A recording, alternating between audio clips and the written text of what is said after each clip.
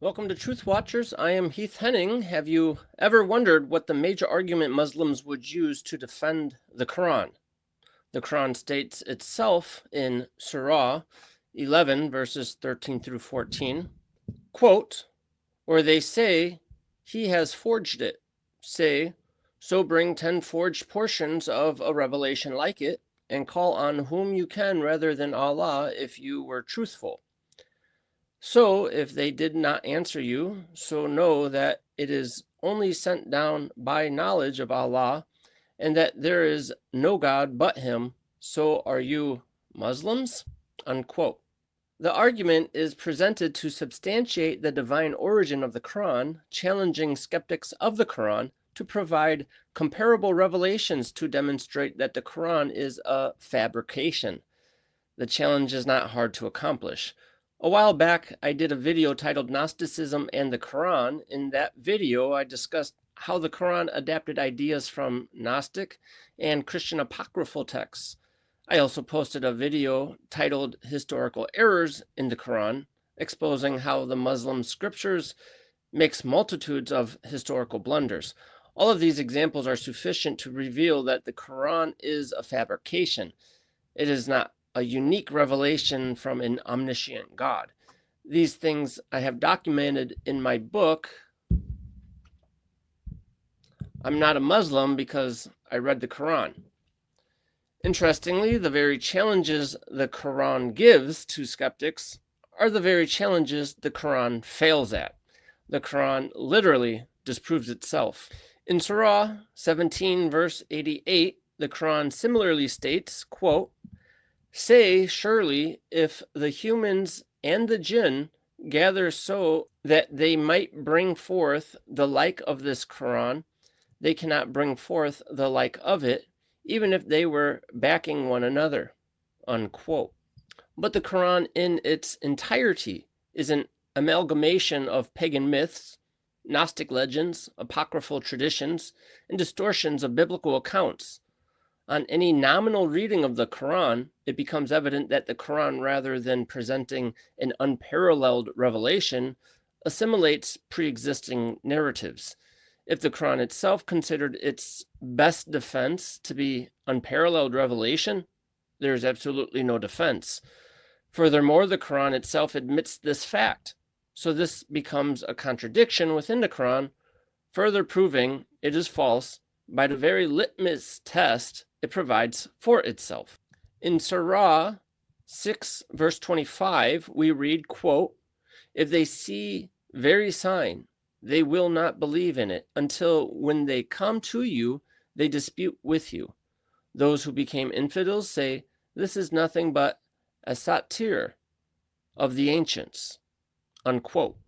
The asatir of the ancients is a phrase derived from Syriac indicating legends or tales from the past. This resistance stemmed from the belief that Muhammad's revelations were reminiscent of familiar myths prevalent in the pagan beliefs of that era. In fact, the reason so many people rejected Muhammad as a prophet is because he had nothing new to offer as unique revelation. He repeated legends of the pagan tribes and contorted them slightly. When he offered this as some new revelation from Allah, the people rejected his message. This fact is frequently referenced in the Quran itself. Surah 8, verse 31 states, quote, and when you recite to them our verses, they say, indeed, we have heard. If we wanted to, we could say like it. This is nothing but the legends of the ancients, unquote. So Muhammad challenges the people to bring a revelation like the Quran, and they actually argued, your Quran is just like the myths and legends we grew up hearing. We read about this again in Surah 16, verse 24, which says, quote, and when it is said to them, what did your Lord send down? They said, fables of the ancients, unquote. Here, the revelation of Allah supposedly sent down is called fables, which conform to what has existed with the ancients. It was nothing new. Muhammad regurgitated ancient fables. In Surah 46, verse 11, we read a similar comment. It states, quote, And those who became infidels said to those who believed, if it was a good thing, they would not have gone to it before us. And if they will not be guided by it, so they will say, it is an old lie. Unquote. So those infidels argued against the Muslims that what they were teaching was an old lie. Calling it old means it was nothing new. They had heard it before. Calling it a lie meant they didn't believe it when they heard it from the ancients. They surely were not going to accept it being repackaged as if it was a new unparalleled revelation from Allah. Once again, we read in Surah 68, verse 15, quote, when our verses are recited to him, he says, legends of the ancients, unquote. The following verse states, quote, we will brand him on the nostrils, unquote. So we see the Muslims becoming violent against this argument. Why? Because they can't defend it. Even during the time of Muhammad, they could not defend this argument, which reoccurred over and over. They claim nobody can produce a parallel revelation. Everybody said, you're just repeating what has already been said since the ancient days. The Muslims could not argue against it, so they became violent. They lost the very litmus tests they challenged the skeptics with. Again, we find the same opposition coming against Muhammad in Surah 83, verses 10 through 15. It states, quote, woe on that day to those who consider it a lie, those who have considered the day of the judgment a lie, and no one will consider it a lie except every sinful transgressor. When our verses are recited to him, he says, a legend of the ancients. Certainly not, yet their hearts have been hardened by what they are earning. Certainly not. Surely they will be banned from their Lord on that day, unquote. So here the argument the Muslim uses is simply, certainly not, and you will be judged by Allah on Judgment Day. First of all, certainly not is certainly not an argument. I'm not persuaded. They literally have no defense. They can't argue. Secondly, threatening judgment from Allah is not scary. Allah's supposed revelation challenges us to provide a parallel revelation. This has been done time and time again. And the best argument the Muslim offers is certainly not.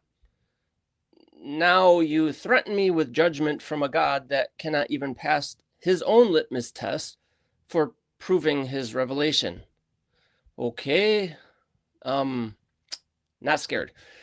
Surah 25 verses 4 through 6 states the same thing we have read already over and over again. This passage reads, quote, and those who became infidels said, this is but a fraud of his own devising, and other people assisted him. So indeed, they came unjustly and with falsehood. And they said, legends of the ancients that he has written down. So it is dictated to him morning and evening. Say, he has sent it down. Who knows the secrets of the heavens and the earth?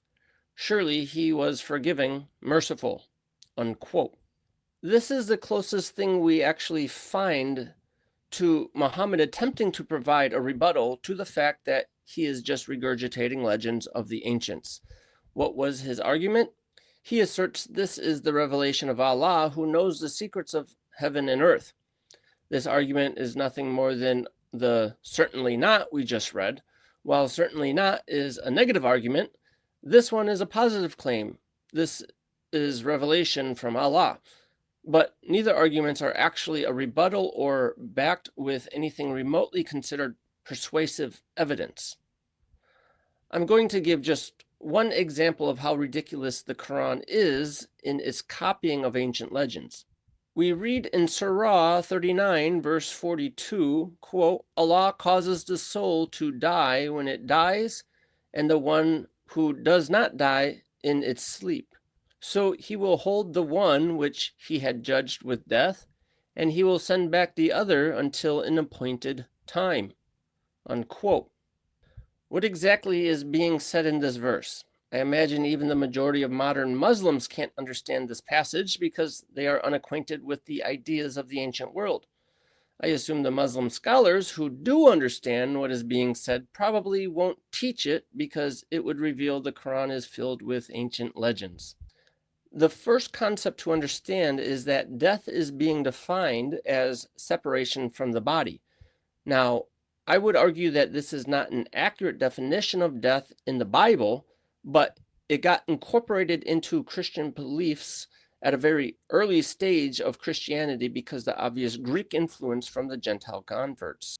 The second issue that is needed to be understood in this verse is the Greek idea that during sleep, the soul left the body and communed with the gods. Morton Kelsey explains this Orphic notion, asserting, quote, "It was the Orphic idea that during sleep the soul left the body and communed with the gods, returning with important information, either symbolic or direct in nature," unquote. So what is being said in this verse of the Quran is that Allah controls who survives sleep. The soul allegedly leaves the body during sleep. Sometimes Allah keeps the soul and that person never awakes from sleep. And other times Allah sends the soul back to the body so the person can awake and continue living until the appointed time for that person's death. Now, with that explanation, let's read the verse again so you can see that this is exactly what is being said in the Quran. It states, quote, "Allah causes the soul to die when it dies and the one who does not die in its sleep. So he will hold the one which he had judged with death, and he will send back the others until an appointed time," unquote. It becomes crystal clear when you understand the ancient legend behind Allah's revelation. To actually understand the Quran, you need to be well versed in these ridiculous pagan ideas because the Quran is full of them.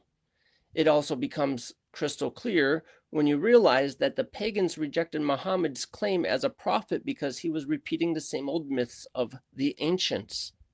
So when the Quran gives us a litmus test and fails the very test it challenges us with, and that can be proved from the Quran itself, why would anyone believe the Quran?